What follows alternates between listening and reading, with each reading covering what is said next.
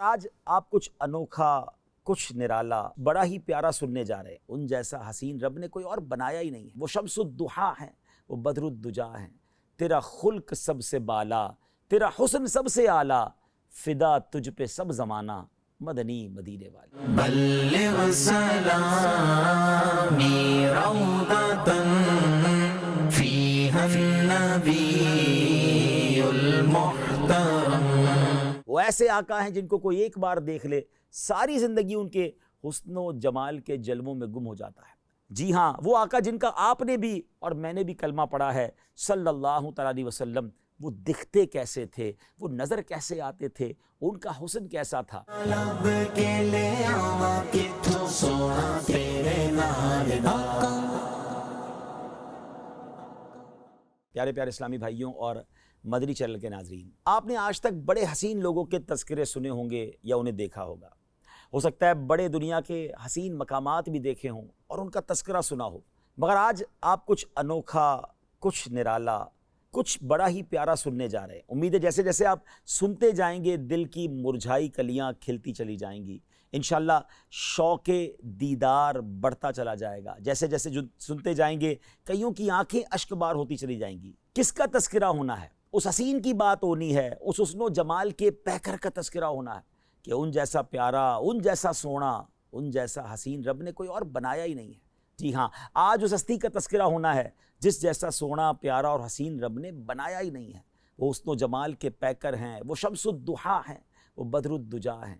وہ ایسے آقا ہیں جن کو کوئی ایک بار دیکھ لے ساری زندگی ان کے حسن و جمال کے جلووں میں گم ہو جاتا ہے۔ آج نبی پاک صاحب لولاک صلی اللہ تعالیٰ علیہ وسلم کا تذکرہ خیر ہونا ہے۔ نہ کوئی آپ جیسا تھا، نہ کوئی آپ جیسا ہے۔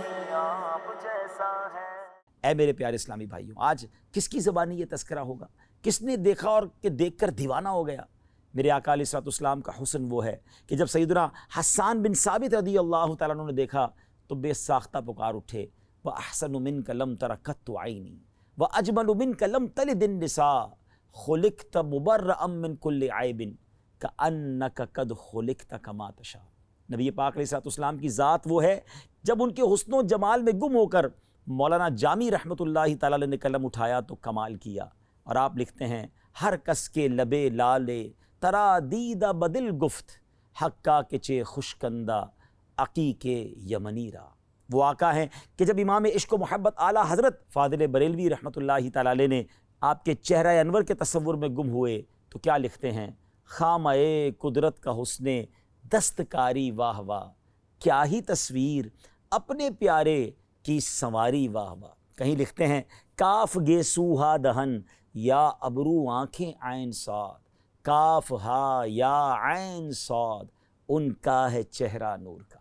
جب مولانا حسن رضا خان صاحب نبی پاک علیہ الصلوۃ والسلام کے جلووں میں گم ہوتے ہیں تو پھر کیا خوب لکھتے ہیں کہ ایسا تجھے خالق نے طرح دار بنایا، یوسف کو تیرا طالب دیدار بنایا، کونین بنائے گئے سرکار کی خاطر، کونین کی خاطر تمہیں سرکار بنایا۔ مفتی اعظم ہند مصطفیٰ رضا خان صاحب رحمۃ اللہ تعالیٰ علیہ جب قلم اٹھاتے ہیں تو کیا لکھتے ہیں کہ خدا کی سلطنت کا دو جہاں میں کون دولا ہے، تم ہی تم ہو، تم ہی تم ہو، یہاں تم ہو، وہاں تم ہو۔ اور پھر میرے شیخ طریقت امیر اہل سنت بانی دعوت اسلامی مولانا محمد الیاس عطار قادری دامت برکاتہم العالیہ جب قلم اٹھاتے ہیں، آقا کے جلووں کا تصور جماتے ہیں تو پھر کیا لکھتے ہیں، تیرا خلق سب سے بالا، تیرا حسن سب سے اعلیٰ، فدا تجھ پہ سب زمانہ، مدنی مدینے والے۔ پیارے اسلامی بھائیوں، آج اس ہستی کا تذکرہ کرنا ہے جس کا سارا عالم پروانہ ہے۔ جبھی تو مفتی اعظم لکھتے ہیں نا، تو شم رسالت ہے عالم تیرا پروانہ، تو ماہ نبوت ہے اے جلوے جانانا۔ اے جلوہ جانانا، اے جلوہ جانانا۔ آئیے اس جلوہ جانانہ کا تذکرہ سنتے ہیں، اور کس کی زبانی؟ جی ہاں، اس ہستی کی کہ جس نے ایک بار دیدار کیا، پھر جن الفاظ کے ساتھ تعارف پیش کیا۔ آج بھی سیرت کی کتابوں میں گویا سنہرے حروف میں وہ الفاظ لکھے جاتے ہیں، پڑھے جاتے ہیں۔ اگر آج واقعی آپ جاننا چاہتے ہیں کہ وہ آقا جی ہاں، وہ آقا جن کا آپ نے بھی اور میں نے بھی کلمہ پڑھا ہے صلی اللہ تعالیٰ علیہ وسلم، وہ دکھتے کیسے تھے، وہ نظر کیسے آتے تھے، ان کا حسن کیسا تھا؟ تو آئیے اب تیار ہو جائیے، تصور میں گم ہو جائیے۔ پیکر حسن و جمال رسول بے مثال بی بی آمنہ کے لال صلی اللہ علیہ وسلم کا رخ زیبا کیسا تھا؟ سنتے ہیں سیدتنا ام معبد رضی اللہ تعالی عنہا کی زبان میں۔ ہجرت کا سفر ہے، نبی پاک علیہ الصلوۃ والسلام سیدنا ابو بکر صدیق رضی اللہ تعالیٰ عنہ کے ساتھ سفر پر رواں دواں ہیں۔ راستے میں وادی قدید کا مقام آتا ہے، ایک ضعیف خاتون ہے جو اپنے خیموں میں بیٹھا کرتی ہیں، آنے جانے والے مسافروں کو کچھ کھانے پینے کا سامان فروخت کیا کرتی ہیں۔ پیارے آقا علیہ الصلوۃ والسلام بھی اس خیمے پر پہنچتے ہیں، کچھ رقم دے کر کچھ کھانے پینے کا سامان خریدنا چاہتے ہیں۔ ان کے پاس کچھ نہ تھا، معذرت کر لی۔ نبی پاک علیہ الصلوۃ والسلام نے ان کے خیمے میں ایک بکری دیکھی جو بڑی لاغر تھی، اس کے تھن بھی سوکھے ہوئے تھے۔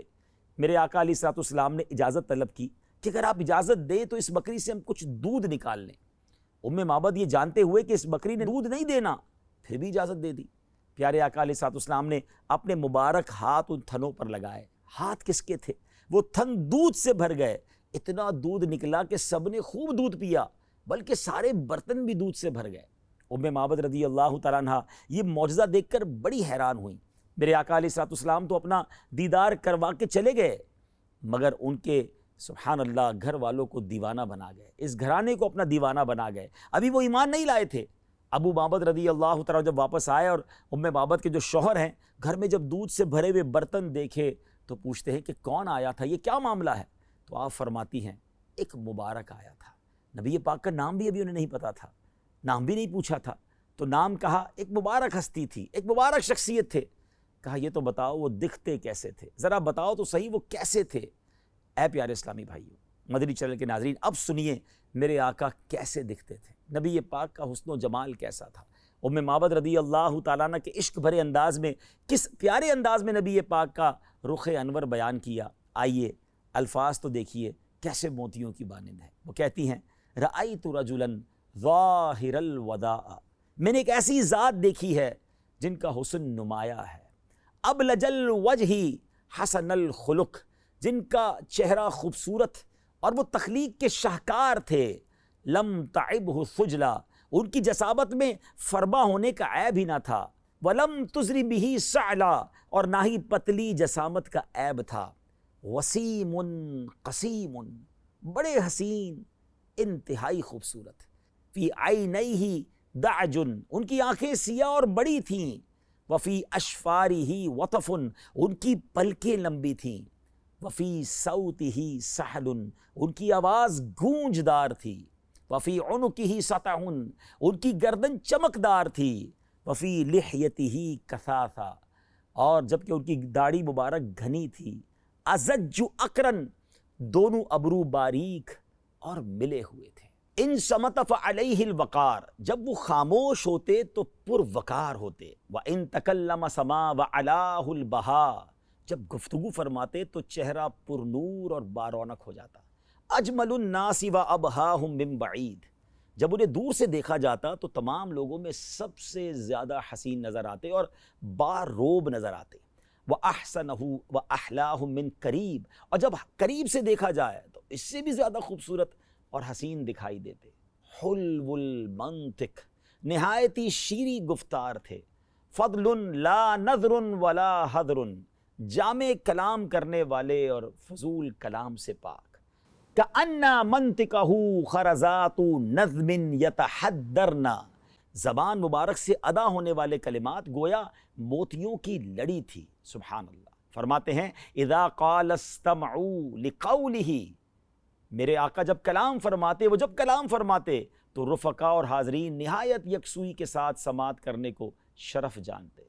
وَإِذَا أَمَرَ تَبَادَرُوا إِلَىٰ أَمْرِهِ، جب وہ مبارک ہستی کوئی حکم صادر فرماتے تو رفقا ہر حکم کی تابع داری اور وفاشاری کی مثال قائم کر دیتے، محفوظ محشود، سب ان کے خادم تھے، سب کے لیے قابل احترام، لا عابس ولا مفند، نہ وہ ترش رو تھے اور نہ ہی ان کے کسی بھی حکم کی خلاف ورزی کی جاتی تھی۔ سبحان اللہ۔ ناظرین کیسے موتیوں والے الفاظ ہیں، ذرا غور کیجئے نا کہ صحرا میں رہنے والی خیمہ میں رہنے والی ایک خاتون نے نبی پاک کا ذکر خیر اتنا شاندار انداز میں کیا کہ آج تقریباً 1450-1500 سال کے بعد بھی سیرت کی کتابوں میں ان کا ذکر ہو رہا ہے. آج ان کا ہم نام لے رہے ہیں. ویسے اس زمانے میں بہت ساری خیمے والی ہوں گی، مگر ان کا چرچا کیوں ہے؟ کہ بات یہ ہے کہ ان کے جو غلام ہو گئے، وقت کے امام ہو گئے، نام لیوا ان کے جو ہوئے، ان کے اونچے نام ہو گئے.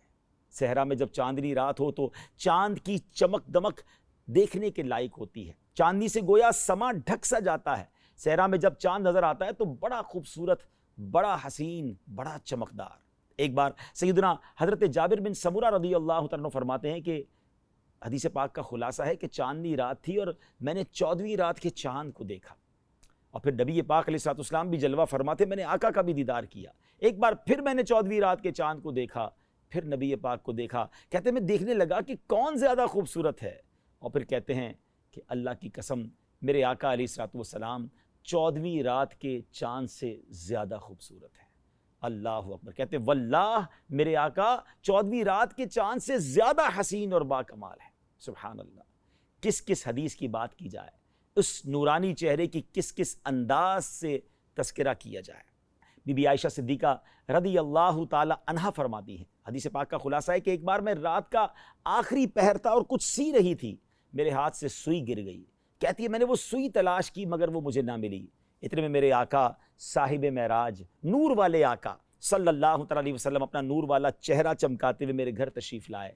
میرے آقا تو کمرے میں کیا آئے، پورا گھر ہی جگمگا اٹھا، بقعہ نور بن گیا.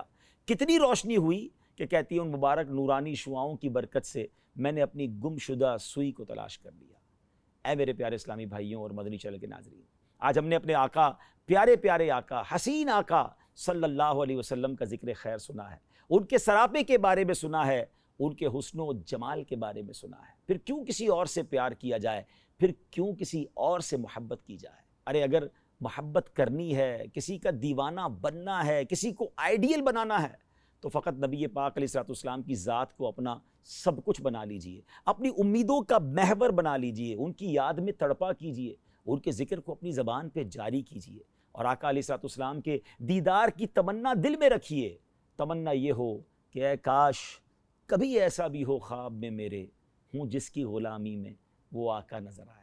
ان کی سنتوں پر عمل کیجئے، ان کے فرامین پر عمل کیجئے، ان کی نافرمانی والے کام نہ کیجئے. الحمدللہ دعوت اسلامی کا ماحول وہ مدنی ماحول ہے جو عشق رسول کے جام ہمیں بھر بھر کر پلاتا ہے. آئیے اس ماحول سے وابستہ ہو جائیے، قافلوں میں سفر کیجئے، نیک اعمال پر عمل کیجئے اور مدنی چینل دیکھتے رہیے.